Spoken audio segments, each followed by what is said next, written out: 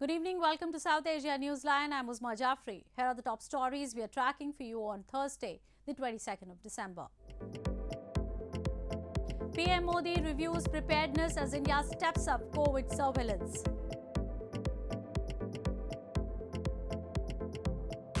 We have no future, say students after Taliban bans Afghan women from universities. And Nepal Supreme Court orders release of serial killer Charles Sobhraj. And now for all the details. Indian PM Modi on Thursday held a meeting to review the COVID-19 situation in the country as authorities have stepped up surveillance amidst rising cases in some countries, including neighboring China. India's health minister said as part of the measures, random testing of 2% of all international passengers arriving at airports has started, while a close watch is being kept on emergence of any new variants. India has started randomly testing 2% of all international passengers arriving at its airports for COVID-19, the country's health minister Mansukh Mandavia told the parliament on Thursday. Citing an increase in COVID-19 cases in China and other parts of the globe, Mandavia said all state authorities have been asked to keep a sharp lookout for any new variants, as he urged people to wear masks in crowded areas to fight the enemy COVID-19 virus. Globally, some 3.5 million cases are being recorded every week. The spike is being blamed on the new Omicron subvariant BF.7. वैश्विक महामारी अभी पूरी तरह से खत्म नहीं हुई है और हमें कोविड वैक्सीन का प्रिकॉशन डोज लगाने के उपरांत सभी को सतर्क रहकर कोविड प्रोटोकॉल का पालन करना चाहिए। हमारे दुश्मन कोविड वायरस समय-समय पर अपना स्वरूप बदल रहा है। Indian Prime Minister Narendra Modi also held a high-level meeting with officials and experts on Thursday to review the COVID-19 situation in the country. With more than 44 million COVID-19 cases to date, India has reported the most in the world after the United States. However, its number of confirmed infections has fallen sharply in the past few months. The country of nearly 1.4 billion people has administered more than 2.2 billion COVID vaccine doses. Smoky haze and thick fog persisted in India's capital New Delhi and other regions of northern India on Thursday. The air quality index also remained in very poor category in the city, with parents expressing fear about effects on their children, calling themselves helpless amidst the situation. A report. Smoky haze and thick fog persisted in national capital New Delhi and other parts of northern India on Thursday amid wintry temperatures, ensnaring traffic and raising fears for the health of school children.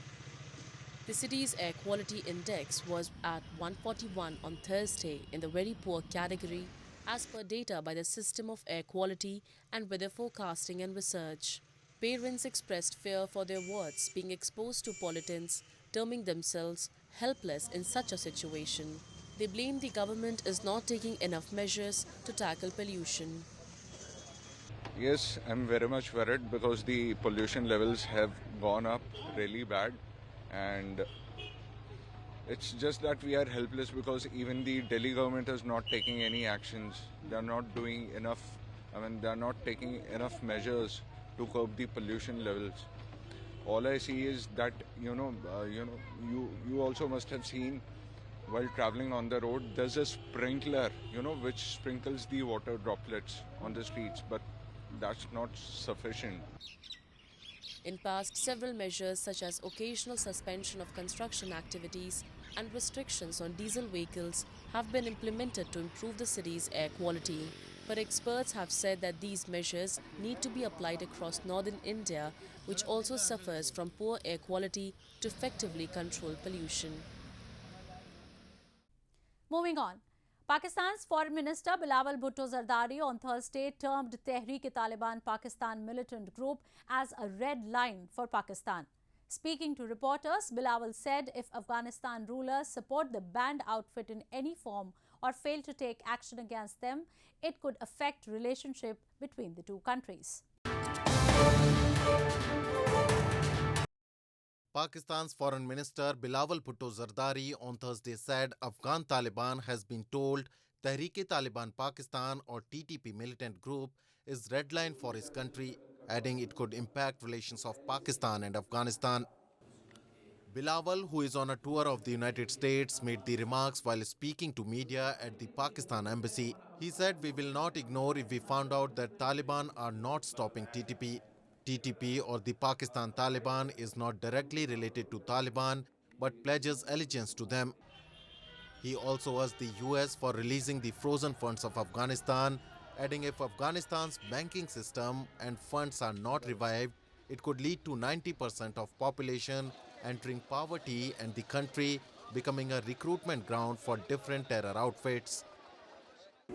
अभी भी यही होगा कि आप TTA से बात तहरीक-ए-तालिबान अफगानिस्तान से बात कर रहे और यही हम पैगाम भेजते रहे कि टीटीपी पाकिस्तान की जो रेड लाइन है हम इनके खिलाफ हमारा अपना सरजमीन में सख्त एक्शन ले रहे हैं जैसे आपने बनों में देखा अगर उनको उस तरफ से कोई मदद सहूलत मिला तो ये हमारे ताल्लुकात की भी बुरा होगा.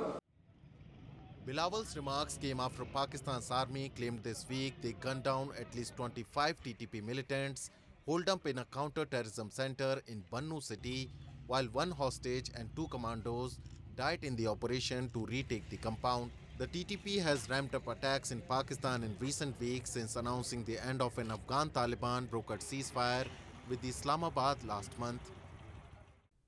In news from Afghanistan, female university students in Afghanistan have expressed they are shattered after the Taliban's decision this week to bar women from pursuing university education.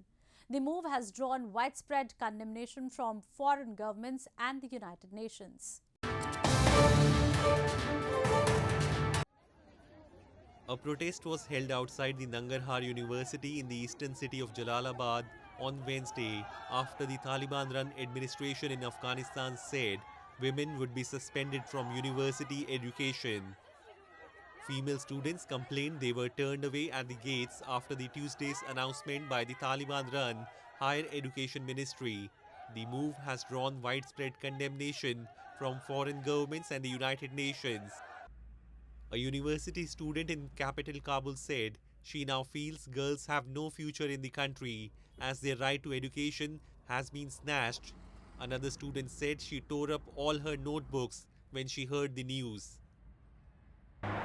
وقتی که من صبح این خبر شنیدم واقعا زیاد جگرخون شدم بسیار زیاد ناراحت بودم اصلا بسیار تو فکرم پراگنده بود به اینکه ما دیگه اصلا حق تحصیل نداریم حق تحصیل یک حق مسلم است که برای هر مرد و زن فرض است که باید کلگی این حق است که کس از ما گرفته نمیتونه. یک باری از این خبر آگاه شدم واقعا یک حس بد داشتم تمام ورقای خود پاره کردم گفتم اصلا این زندگی نیست ما را به درس نمیمانند در پنتون نمیمانند مکتب نمیمانند حالا ما اومده بودم که ثبت نام کنم اما اجازه نمیتن دیگه واقعا یک حس بد دارم که اصلا ابراز کردن نمیتونم کس مرا احساس درک کردن نمیتونه. The United Nations has asked the Taliban-run administration to immediately revoke the decision, urging authorities to also reopen girls' schools beyond the 6th grade and end all measures preventing women and girls from participating fully in daily public life. The latest move to bar women students is likely to complicate the Taliban's efforts to gain international recognition and to get rid of sanctions that are severely hampering the economy. Several Taliban officials have spoken out in favor of female education in recent months. However, the supreme Taliban spiritual leader, based in Kandahar, has the final say on major decisions. More on news from Afghanistan. The Taliban-run Ministry of Public Health conducted a 3-day anti-polio vaccination campaign this week aimed to cover around 7 million children under the age of 5. The crippling disease has been virtually eradicated worldwide, but Afghanistan and Pakistan are the only 2 countries where polio remains endemic.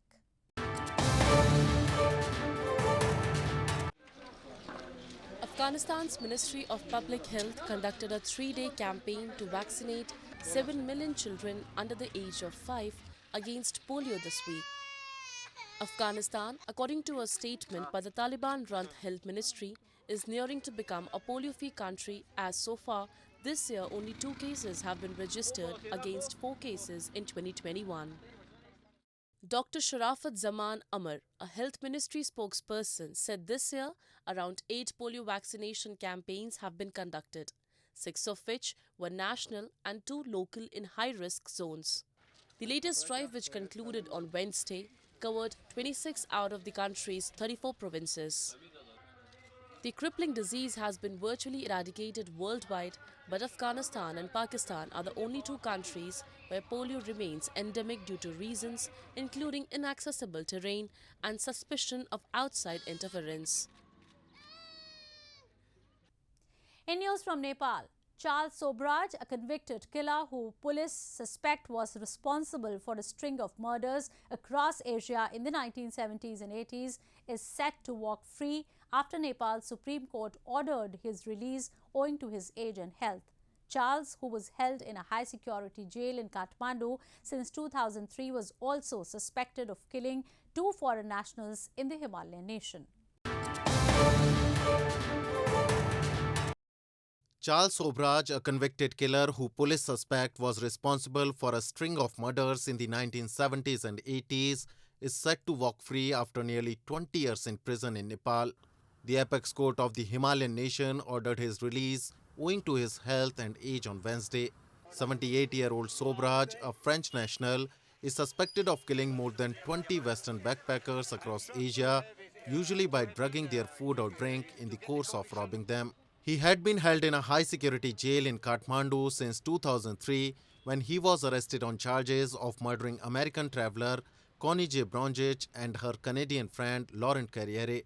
However, he denies killing them and claims charges against him are based on assumption. According to our law, which is basically Prison Rules 1963, rule number 29(2)A, it provides that any prisoner above the age of 65 with good conduct during the jail term can be given up to 75% discount in the prison sentence. So if this provision was applied earlier, he could have been released some 6 years ago. Sobhraj was born to an Indian father and Vietnamese mother. He was also known as the Serpent because of his ability to disguise himself following his escape from a prison in India in the mid-1980s, where he was sentenced to 21 years imprisonment for murders. He was later caught and jailed in India until 1997 when he returned to France. In a unique household in India, 13 members of a family sleep in one state and go to another state for dinner.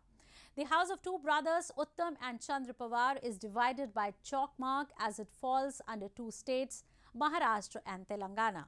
Have a look.